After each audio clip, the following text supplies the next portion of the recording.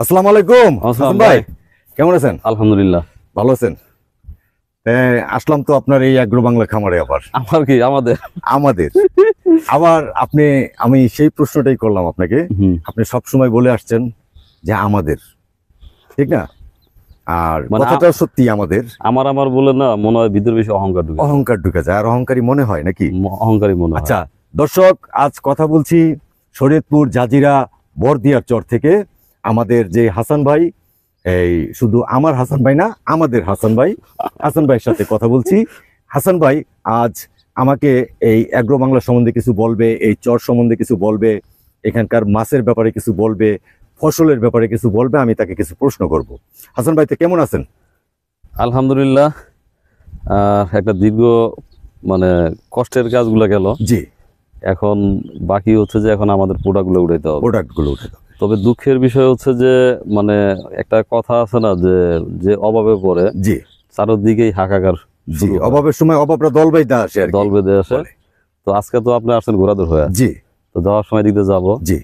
Basically গতবার যে পানিটা হয়েছিল, এখন আমরা এই ট্রলার নিয়ে খুব কষ্ট করে দিতে যাই। জি। অনেক সময় পা খায়, বাড়ি খায়, মানে খুব পানি কম। আচ্ছা। দেখবেন যে গতবারের তুলনায় এবার যারা মাছ ধরে তারা কিন্তু খুব বাজে অবস্থার মধ্যে দিয়ে আছে। আচ্ছা আচ্ছা আচ্ছা। এখন কিভাবে পোষাচ্ছে, ধরেন আপনার 10টা জাল আছে বা 20টা জাল আছে, আপনি নিজে ধরতেছেন, হয়তো রোজের টাকাটা আসতেছে, কিন্তু তাদের সেই বিজনেসটা হচ্ছে না। তো আমরা কিন্তু এই জায়গায় একটু পরাস্ত। হইতে পারে যে আমরা প্রথম দিকে হয়তো উত্থান পতনটা আমাদের জন্য বেশি। এই আমাদের শিকারও কিন্তু একটা ব্যাপার আছে না। যেমন আপনি আমাকে কিন্তু গতবার কিন্তু বেশ কয়েকবার বলছেন, হাসান ভাই এবার কিন্তু পানি প্রচুর হবে, রাইট। কেন জানি আমাদের দিকে পানিটাই আসলো না। গতবার তো এই জায়গায় তো আগাছা ছিল জানি না, কিন্তু ওই জায়গায় তো গতবার আমাদের ওই ঘরের ওদিকে পানি ছিল। জি, আপনি নিজেও দেখছেন। আমি এখান থেকে ট্রলার নিয়ে গেছি, গ্রাম পর্যন্ত গেছি। তো এটা হচ্ছে আমাদের জালের অবস্থা, যে আসলে মাছ পাচ্ছে সেটা পরিমাণে কম, কারণ পানি নাই। আর আমরা জাল ফেললে কি হবে, আমাদের জাল তো মাঝখানে চুরি হয়েছে জানেন।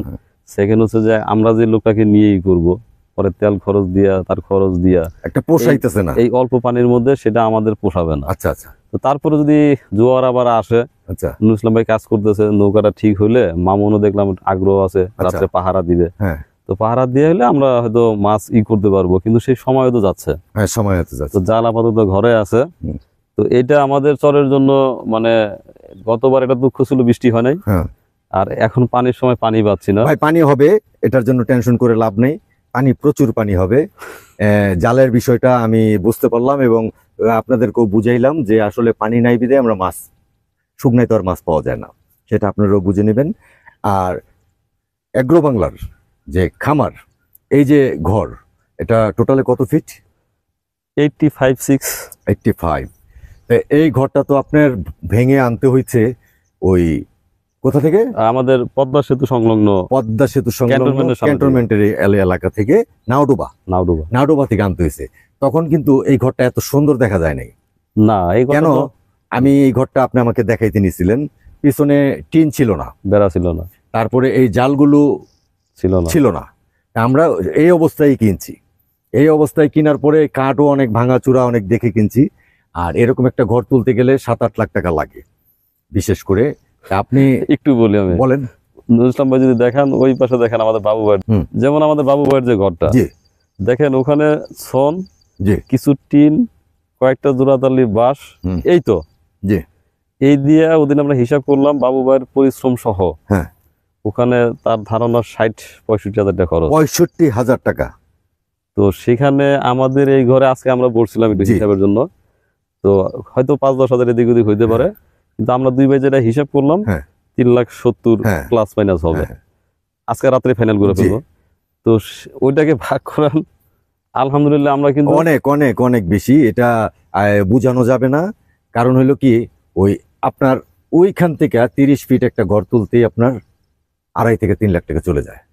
আমরা টোটালে তুলছি এবং পরিশ্রমটা আপনার সবচেয়ে বেশি গেছে। আমি সময় দিতে পারি নাই, কারণ ভৌগোলিক কারণে সময় দিতে পারি নাই। ভৌগোলিক কারণে বলতে আমার বাড়িটা যদি নাওডোবা হইতো, তো ভাই আমি সময়, ভৌগোলিক কারণে বড় কারণ ছিল আসলে ভাবি তো অনেক অসুস্থ ছিল, সেটা ছিল। কিন্তু তারপরেও আমার বাড়িটা নাওডোবা হইলে আমি কিন্তু একটু বেশি আসতাম। আপনি একটা দিন ভয় পাইছেন, আমি একদিন ভয় পাইছি ভাই, যেদিন শুনছেন যে ট্রলার আমাদের হয়েছে ডুবে গেছে, সেদিনকে আমি ভয় পাই নাই। কেন ভয় পাই নাই? আমি আসলে ভয়টা ভিতরে আসে নাই কেন, মানে এমন ভাবে পানি ছিলাম, মানে আমি আসলে বুঝিনি যে আশেপাশে কি, মানে ঐশ্বরিক একটা শক্তি এসে পড়ছে। আমার তো শরীরে শক্তি নাই, আমি পানি সেচে নৌকা ঠিক করে ফেলবো। তখন আমি ওর ফোন দিছি, আলম ভাইয়ের সঙ্গে কথা হচ্ছিল, তখন ভাবি মনে পাশ থেকে বলছিলেন যে নৌকা নাইলে যাইতো, একটা মেশিন নাইলে নষ্ট হইতো, হাসান ভাইয়ের জীবনটা গেলে কি প্রশ্ন করছিলেন আর কি। তো আমার মনে হয় ওইটা আপনার ভিতরে একটু ভয় কাজ করছে, তো ভয়কে জয় করে চলতে হবে ইনশাআল্লাহ। আমার ঘর নিয়ে আবার একটু অভ্যস্ত হয়ে গেছে, সে নৌকা ডুবছে, আমার মনে হলো যে সে মানে শখ না। আচ্ছা, যাক, উনি শখ না, হয়তো অভ্যস্ত না, সে আমার ব্যাপারে অভ্যস্ত, সে বললেও যাবো, না বললেও যাবো, তাই এই যে একটু যাইতে দেরি হলে সন্ধ্যার সময় ফোন দিবে, তুমি কি আসবা, আগে বলতে যে কখন আসবা, এখন জিজ্ঞেস করে তুমি কি আসবা, তার মানে আপনি নাও আসতে পারেন, নিশ্চিত যে আমি নাও যাইতে পারেন। আচ্ছা ভাই, ওই যে ছোট একটা ঘর তোলা হয়েছে, ওই ঘরটা কিসের জন্য ভাই? ওইটা তো তুলছিলাম আমরা, মানে প্রথম যে প্ল্যানিং ছিল যে আমাদের যে সদস্য ছিলেন জামাল ভাই, ছোট ঘরটা একটু দেখান। হ্যাঁ, তো জামাল ভাই মানে ভাবি বাচ্চা সহ এখানে থাকার কথা ছিল। আর ভাবি, আমি জানি যে উনি রান্না, মানে লাকড়ি দিয়ে রান্না করাই উনি খুব পছন্দ করে এবং আমাদের জন্য স্বাস্থ্যকর আর কি। তো প্রথম তাহলে বললাম, তাহলে আমরা সুন্দর একটা পাকের ঘর করলে মেহমানরা আসলো বা সবার জন্য খুব ভালো হবে। তো যে কোনো কারণে হোক জামাল ভাই আমাদের থেকে বললেন যে আর থাকবে না আমাদের সাথে, মানে সাথে থাকবে না, আমাদের ছুটি চাইছে আর কি। মানে এই ছুটির অর্থ আমি জানি না, কারণ আপনি জানেন যে জামাল ভাই কিন্তু এখনো কিন্তু যায় নাই, পালের চরেই আছে। আবার অনেকেই ধরেন পালের চরে হাঁটতে হাঁটতে বা হারানো অবস্থা আমি আসছিলাম, কিন্তু আপনি যেদিন আসছেন সেদিন কিন্তু আমার হয়ে আসছেন, মানে যে একজন আছে, আমার কেউ ছিল না। তো জামাল ভাই কিন্তু আমার আপনার দেখে আসছে, ধরেন আমার দেখে আসছে, কিন্তু কেউ কেউ উদ্ভট কথা বলে। তো মানে জামাল ভাইয়ের বিষয়টা হচ্ছে কি, অনেকেই দেখি আমাদের মধ্যেই মানে এমন ভাবে জিজ্ঞেস করে যে, মানে এটা আবার বলে না যে আমি অহংকার করে কথা বলতেছি, মানে তারা মনে করে কি যে মানে মানে জামাল ভাইরে আমি ইন্ট্রোডিউস করাই দিই নাই, জামাল ভাই আপনারা আমার ইন্ট্রোডিউস করাই দিয়েছে, এরকম মনে হয়। মানে এই কথাগুলো শুনলে এটা মানে অহংকারের কথা না, কিন্তু এটা ঠিক না। কারণ আমরা যা করি এটা রিয়েলিটি আছে, বাস্তবতা আছে, এবং এই যে জমি জায়গা নিয়ে অনেক কথাবার্তা হয়, আমি আপনাদের জমি নিয়ে কথাই বলতে চাই না। আমি সর্বশেষ একজন ভাইয়ের একটা জমি নিয়ে কাজ করতেছি, উনি আপনারে বুঝাইছে, আমারে বলছেন, আমি বলছি আমি কাজে যাই না, কারণ কি আছে জমির ভিতরে এত কিছু। আমার মানে আমি যেমন আমাদের ইব্রাহিম মুন্সি ভাই বলে, হাসান ভাই সমস্যা হচ্ছে সে অনেক স্বাধীনচেতা, হুট করে রাগ করে।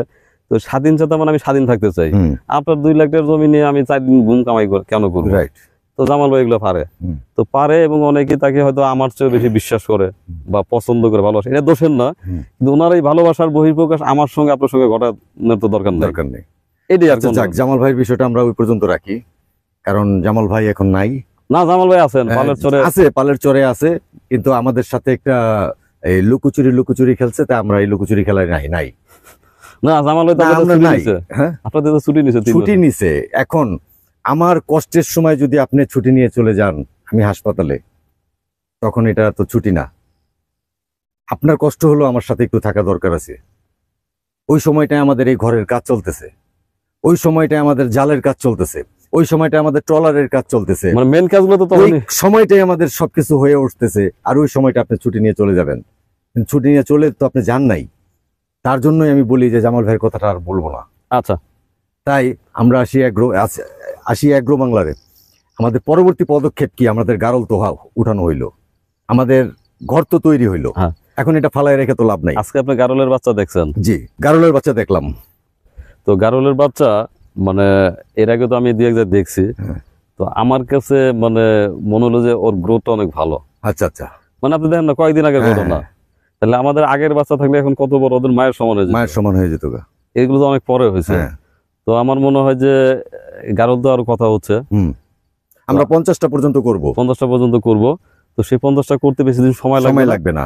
কিন্তু আজকে আপনার সঙ্গে যেটা কথা হলো, গরু আমাদের দরকার ভাই। গরু 10টা গরু আমরা তুলবো, 10টা বাছুর আমরা তুলবো। কারণ 10টা বাছুর তুললে দেখা যাচ্ছে, আমরা আপনার মাধ্যমেই বলতে চাই, বন্ধুরা, কেউ যদি উত্তরবঙ্গ, দক্ষিণবঙ্গ, যেই বঙ্গ থেকেই আসতে চান, আমাদের এখানে এই 2-1 জন শ্রমিক লাগবে। আমরা আলোচনা সাপেক্ষে বেতন দিব, তার গরু পালার অভিজ্ঞতা থাকতে হবে। আমরা ম্যাক্সিমাম 10টা গরু আপনারা যদি কেউ আগ্রহী হয়ে থাকেন হাসান ভাইয়ের চ্যানেলে কিংবা আমার চ্যানেলে দুজনের একজনের সাথে যোগাযোগ করলে আমরা আপনার সাথে আলোচনা করে নিব। এই তাই তো ভাই? না, এর ভিতরে একটু কথা আছে। মানে এখানকার একজন লোকরে আমার খুব পছন্দ। আমি একদিন দেখলাম সে যেভাবে কাজ করে, আচ্ছা, মানে আমি অভিভূত হয়ে গেলাম। আচ্ছা, এবং ওনারা নিড়ানি দেখার পরেই আমি নিড়াইতে শিখে গেলাম। আচ্ছা, যে ভাই যে সুন্দর করে নিড়ায়, আমি একদিন এসে এখানে চিন্তা করলাম তাহলে উনি এরকম পারলে আমিও পারবো, আমি কিন্তু ভালো নিড়াইতে পারি। আচ্ছা। তো ওনারা আমি কাজে নিলাম 2 দিন 4 দিন, নাম না বলি। তো দেখলাম কি ভাই, উনি ওনার কাজে সেরা, কিন্তু উনি যখন আরেকজনের কাজ করে তখন সে নিজের মনে করে না। আচ্ছা। তো আমার কথা হচ্ছে যে যারা আমাদের সঙ্গে কাজ করতে চান, নিজের সংসার মনে করে, নিজের জিনিস মনে করে যে করতে পারবেন, তারাই শুধু আমাদের সঙ্গে যোগাযোগ করবেন। সুন্দর কথা বলেছে হাসান ভাই, এটাই পারফেক্ট কথা।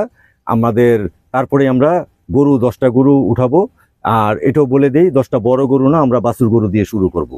এই যেটাই করি ইনশাআল্লাহ আগামী মাসে আমাদের গরু আসবে।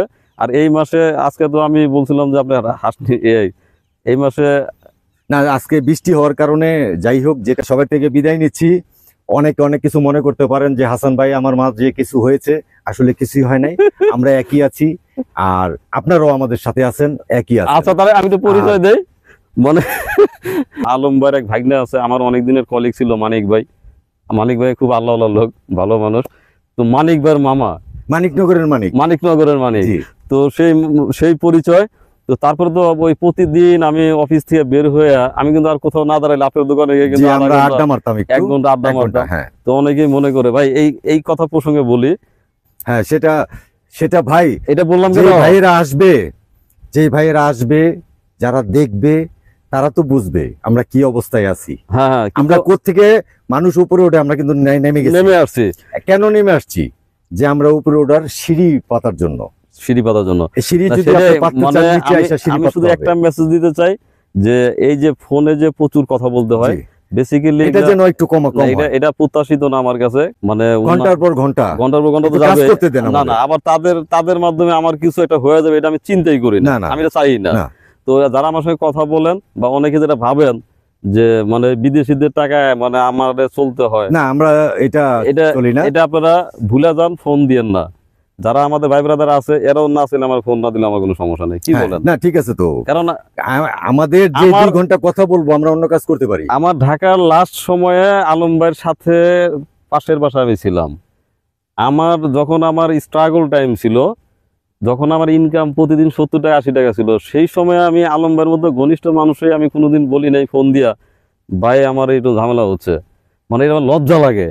কিন্তু আলম ভাই আমি কিন্তু ঠিকই বলছি, এই চরে আইসা না, যখন আমি ঘুরে দাঁড়াইছি আলম ভাই, আমি ঘুরে দাঁড়াইছি। তারপরেও আরেকটা জিনিস, আপনি যদি বিদেশি থেকে কয়দিন ধরে ছিলেন, সেটাই আমার কাছে আলম ভাই জানেন, আমার কাছে কত মানুষ আইসা করতো ভাই একটু করেন। তো এদের নিয়ে তো আমার সংসার ছিল। তো দেলোয়ার ভাই দেখি নেই আমি, আপনার কাছে বয়সে বড় হবে। আর আজকে আপনাকে স্পেশাল একজন মানুষের ধন্যবাদ দিবেন। আচ্ছা, সেটা হচ্ছে আমাদের রুবেল খান ভাই। আচ্ছা, আমার সঙ্গে যিনি আছেন, রুবেল ভাইকে ধন্যবাদ দিবেন। এই কারণে রুবেল খান ভাই আপনাকে অনেক অনেক ধন্যবাদ।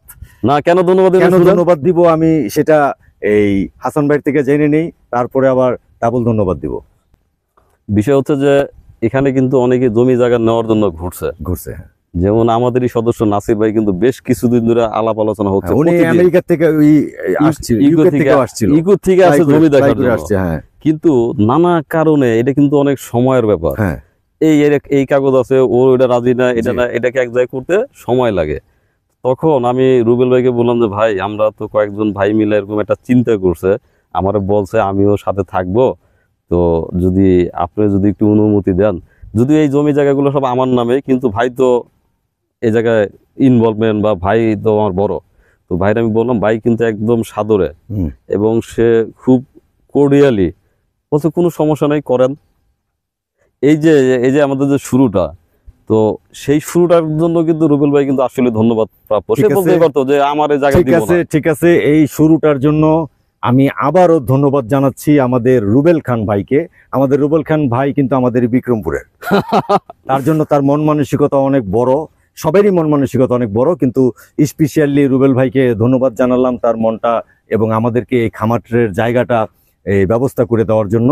বাইরে বলছে একবার ভাবে নাই, বুঝছেন, একবারের জন্য ভাবে নাই। বলছে আরেকটা বিষয় ভাই, এখন ধরেন যে আমাদের এগ্রো বাংলার জমি হচ্ছে 5 বিঘা। 5 বিঘা। তো 5 বিঘা জমির এই সাইডে, জি, আর আমরা এদিক দিয়ে 18 বিঘা জমি দিচ্ছি একদম ওই কোল পর্যন্ত। আমাদের 18 বিঘা গরু ছাগল উঠলে যেন আমাদের 18 আর 5 23 বিঘা, কিন্তু 18 বিঘা তো 1 বছরের জন্য। জি, এখন এই পুরো 36 বিঘা বলেন, ওই 18 বিঘা বলেন, বা এই সাইডে সবই আমরা কাজে লাগাইতে পারতেছি না, সবই যে কাজে লাগতেছে। জি, এই কাজে যে লাগতেছে সেই ভাইদের ধন্যবাদ। জি, ইভেন আমি কালকে নাসির ভাই বলছি ভাই জমি আপনি 500 বিঘা রাখতে পারেন, যদি আমি জমির উপরে হাঁটি মানুষ মনে করে যে এটা আমি রাখছি। তো খুব সে খুব এর জন্য কিন্তু লাকি। হ্যাঁ লাকি। আপনার এই যে 5 বিঘা জমি নিছি, এই 5 বিঘা জমির ভিতরে আপনি 20টা কারণ খাওয়াই রাখতে পারবেন না, কারণ এই জায়গাতে সেই গাছটা নাই। আমরা 50 বিঘায় খাওয়াচ্ছি, আমরা তো 50 বিঘা 100 বিঘা খাওয়াচ্ছি, 100 বিঘায় খাওয়াচ্ছি। তো এর জন্য এইগুলো সবই বুঝতে হবে আমরা যে এখানে কি করছি। এই যে দেখেন এখানেও দাঁড়িয়ে আছি, মাথার উপরে কিন্তু খুব কঠিন সূর্য, আর এই ঘরটা তুলতে যে কত পরিশ্রম গেছে সেটা আপনারা অবশ্যই জানেন। তাই হাসান ভাই যাই হোক, আর আমি এই আজ বসেছিলাম হিসাবে, আর আপনাদের কাছে এই সবকিছুই পৌঁছে যাবে। আর কারো কিছু বলার থাকলে এই আধা ঘন্টা 1 ঘন্টা ফোন না করে ওই আমাদের যেই এই হোয়াটসঅ্যাপ গ্রুপে আপনারা নক করবেন, আপনাদের অভিযোগ কিংবা জানার সবকিছু ওখান থেকে, আসলে অভিযোগও না ভাই, এখন ওখান থেকে নিয়ে নেবেন এবং বলে দিবেন। এখন এমন একটা বিষয় হয়েছে যে মানে আমি আপনি কোনো পার্সোনালি কোনো বিষয় নিতে না, কোনো পার্সোনালি কিছু করব না। এখানে পার্সোনালি কিছু আমি বলছি যে ধরেন যে 5,000 10,000 20,000 টাকার সিদ্ধান্ত হয়, আমি আপনি একা নিতে পারবো, কিন্তু যখন 2 লাখ 5 লাখ টাকার ব্যাপার হবে তখন তো ওই রিস্ক আমি নিব না। সেটা হচ্ছে যে সবাই মিলে আছে, ঠিক আছে 10টা গরু আনতেছি 5 লাখ টাকা লাগবে 10 লাখ টাকা, তখন তো সবাই মিলে আলাপ করতে হবে। এখন আমি ধরেন এক জোড়া কবুতর একটা আছে 5,000 টাকার বিষয়, এটা আমি মনে করি আমাদের সঙ্গে যারা আছেন কেউ কিছু মনে করবে না যে 5,000 টাকা একটা প্রজেক্ট শুরু হয়েছে, 5,000 টাকা খরচ করে। তো এই যেমন রাজহাঁসের কথা চিন্তা করছি, হয়তো আপনি 5,000 টাকা খরচ করলে আপনি 5টা রাজহাঁস শুরু করলেন, একটা প্রজেক্টে জিনিস তো বাড়লো। তো এইটা বাঁচবে না, বাঁচবে যখন বড় অ্যামাউন্ট হবে তখন তো সবার সাথে কথা বলে আমরা এটা ঠিক করব। সবাইকে আন্তরিক শুভেচ্ছা জানিয়ে আমরা আজ শেষ করছি শরীয়তপুর জাজিরা বরদিয়ার চর থেকে। আবার দেখা হবে, আবার কথা হবে। আসসালামু আলাইকুম।